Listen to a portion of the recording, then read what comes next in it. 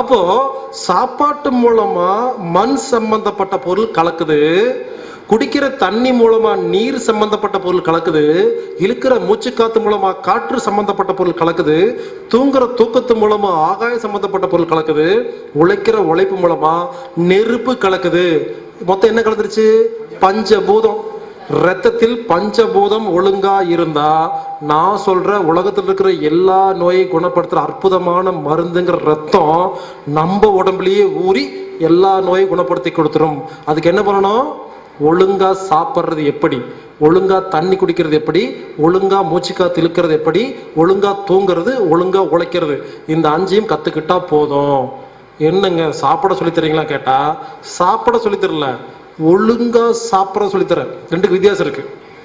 இந்த 5ஐயும் சரி பண்ணா போதும். இந்த 5ஐ எப்ப இன்னைக்கு சரி பண்ணீங்கன்னா 48 மணி நேரத்துல ஒரு துளி ரத்தம் ஊறிடும். 120 நாள்ல மொத்த ரத்தம் மாறிடும். ஆட்டோமேட்டிக்கா எல்லா நோயும் அதுவே குணப்படுத்தும். நீங்க ஒண்ணுமே பண்ண வேண்டாம். ஆச்சரியமா இருக்கும். அதனால இப்ப என்ன பண்ண போறோம்? முதல்ல சாப்பாடை எப்படி சாப்பிடணும் பார்க்க போறோம். Simple technique. என்ன வேணா சாப்பிடலாம், எவ்வளவு வேணா சாப்பிடலாம். ஒரே கண்டிஷன், பசி எடுத்தா மட்டும்தான் சாப்பிடணும். முடிஞ்சு போச்சு. வேற ஒண்ணுமே இல்லை. மருந்தன வேண்டாவாம் யாக்கைக்கு அறிந்தியது அற்றது போற்றி உனின். உடம்புங்கிற யாக்கைக்கு மருந்து மாத்திரம் வேண்டாம். சாப்பிட்டது ஜீரணமாகி மறுபடியும் பசி எடுத்து சாப்பிட்டா போதும். அதாவது பசின்னு என்னன்னா, உடம்புல இருக்கிற எல்லா உறுப்பு ஒண்ணு சேர்ந்து, ஹலோ இப்ப சாப்பிடுங்க, என்ன வேணா சாப்பிடுங்க, எவ்வளவு வேணா சாப்பிடுங்க, நான் ரத்தமா மாத்தி காட்டுறேன்னு சொல்ற உடம்பு பேசுற பாஷைக்கு பேர் தான் பசி.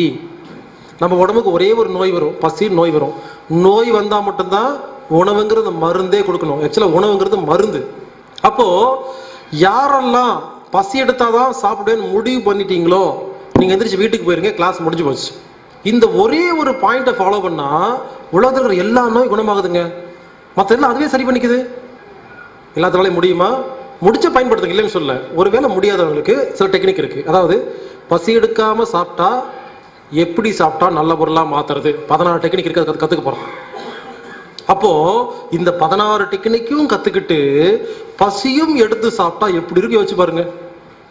ஆக மொத்தம் நம்ம கிளாஸ்ல ஃபர்ஸ்ட் மெயின் பாயிண்ட், பசி எடுத்தா மட்டும்தான் சாப்பிடணுங்கிறது தான் ரொம்ப ரொம்ப முக்கியமான பாயிண்ட். பசி எடுத்து சாப்பிட்றதா முக்கியம். முதல் பாயிண்ட், சாப்பிட்ற சாப்பாட்டுல எச்சில் கலந்து சாப்பிட்டா அந்த உணவு ரத்தமா மாறும்.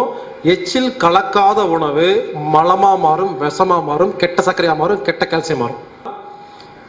சாப்பாடு ஒரு பந்து, எச்சில் ஒரு பந்து. உதட்டு பிரிச்சு சாப்பிடும் போது என்ன ஆகுது? நம்ம காத்தையும் சேர்த்து சாப்பிட்டுறோம். காத்து பந்து உள்ள போய் என்ன பண்ணுது? எச்சிலையும் சாப்பாட்டையும் சேர விடாம தடை விதிக்குது. எச்சில் கலக்காத உணவெல்லாம் விஷமா மாறுதுன்னு சொல்லணும். வாயில் நடக்கும் ஜீரணத்துக்கு காற்று எதிரி, அவ்வளவுதான். அப்ப என்ன பண்ணணும்? எப்ப சாப்பிட்டாலும் வாயில சாப்பாடு போட்டு உதட்ட மூடி மெல்லணும்.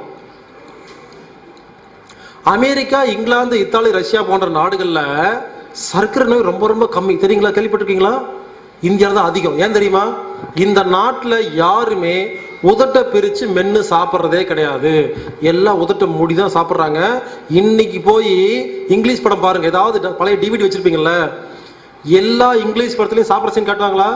எந்த இங்கிலீஷ் படத்துலையும் சாப்பிடும் பொழுது யாரும் உதட்ட பிரிச்சு மென்றுக்கவே மாட்டாங்க. ஆனா இந்தியாவில் மட்டும் இப்படி சாப்பிட்டு சாப்பிட்டு எல்லா நோயும் வந்துருச்சு. பிரிட்டிஷ் ஸ்கூல்ல குழந்தைங்க உதட்ட பிரிச்சு சாப்பிட்டா ஸ்கூல்ல ஃபைன் போடுறாங்க, தெரியுமா? பாத்தீங்களா? அப்போ இத்தனை வருஷமா என்னமெல்லாம் நம்ம பண்ண வச்சிருக்காங்க. சக்கரை நோய்க்கு இனிப்பு சாப்பிடாத சொல்றாங்கல்ல, ஏன் உதட்ட மூடி சாப்பிட்டு சொன்ன என்ன இருப்போம்? அப்ப யாரோ ஏமாத்துறாங்கன்னு புரியல. என்ன நல்ல பழக்கத்தை அங்க மட்டும் சொல்லி கொடுத்துட்டு நாமெல்லாம் என்ன ஏமாத்திட்டு இருக்காங்க. ஸ்கூல்ல ரூல்ஸ் வச்சிருக்காங்க. பிரிட்டிஷ் ஸ்கூல்ல உதட்ட பிரிச்சு சாப்பிட்டா ஃபைன். ஏன்னா அதெல்லாம் நல்லா இருக்கணுமாமா, நாம நாசமா போகணுமாமா. ஏன் சொல்லித்தர வேண்டியது? நீங்க தயவு செய்து இனிமேல் வடை, போண்டா, பஜ்ஜி யாரு எதை கொடுத்தாலும் உதட்ட மட்டும் மூடி சாப்பிட்டுருங்க, எல்லா நோயும் குணமாகுதுங்க. அடுத்த பாயிண்ட், சாப்பிடும் பொழுது சாப்பாட்டை கவனிச்சு சாப்பிடணும், வித் அவேர்னஸ். சாப்பிடும் போது கவனம் சோத்துல மட்டும்தான் இருக்கணும். யாரெல்லாம் சாப்பிடும் பொழுது மூளைக்கு குடும்ப பிசினஸ் வேலை கொடுத்தா என்ன தெரியுமா, ஜீரண சுரப்பி சுரக்காது. அதாவது நம்ம மூளை எதை பத்தி யோசிக்குதோ அதுக்கான சுரப்பி தான் உடம்புக்குள்ள சுரக்குமே தவிர ஜீரண சுரப்பி சுரக்காது.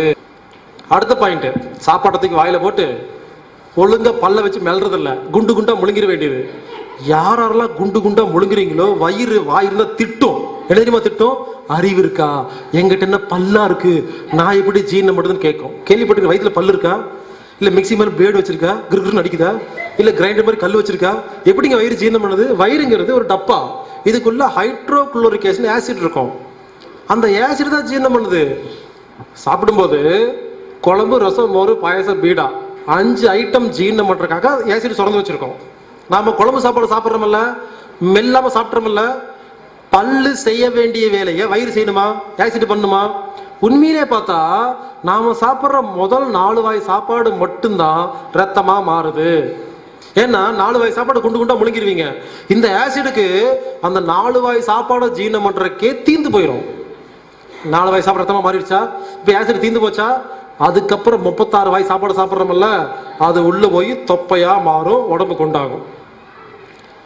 ஆசிட் இருக்கும் பொழுது சாப்பிட்டா ஜீரணம், ஆசிட் இல்லாதப்ப சாப்பிட்டா தொப்பை. திங்கிறது கம்மி பண்ணுங்க, உடம்பெல்லாம் வராது. பசி எடுத்தா சாப்பிட்டா போதும். உடம்பு குண்டாகிறதுக்கு வேற காரணமே இல்லைங்க. இது வரைக்கும் யாரும் சொல்லியிருக்க மாட்டாங்க. பல்லுக்கு வேலை கொடுக்காது மட்டும்தான் உடம்பு குண்டாகிறதுக்கும் தொப்பைக்கும் காரணம். ஏற்கனவே சாப்பிட்றது என்ன அளவோ அது மாதிரி 4 மடங்கு சாப்பிடுங்க. நான் சொல்ற மாதிரி வெயிட் கம்மி ஆயிட்டு வரும். சாப்பிட்ற அளவுல வெயிட் அதிகமாகல, முறை சரியில்லை. யாரு பல்லுக்கு எவ்வளவு வேலை கொடுக்குறீங்களோ அவ்வளவு தூரம் வயிறு சந்தோஷமா இருக்குமா? குழம்பு சாப்பாடு உள்ள போகும்போது பல்லுக்கு நல்ல வேலை கொடுத்தா கொஞ்சம் ஆசிட் செலவு பண்ணி குழம்ப ஜீரணம் பண்ணிட்டு மிச்சிருக்க ஆசிட் ரசம், மோர், பாயசத்துக்கு வெயிட் பண்ணுமா?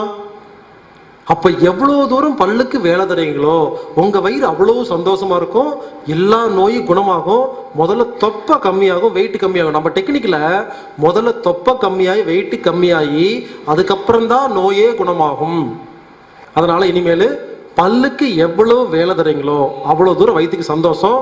கூழ் மாதிரி பண்ணாம வயிற்றுக்குள்ள முழுங்க கூடாது, வயிற்றுக்கு ஹெல்ப் பண்ணுங்க. அடுத்த பாயிண்ட்,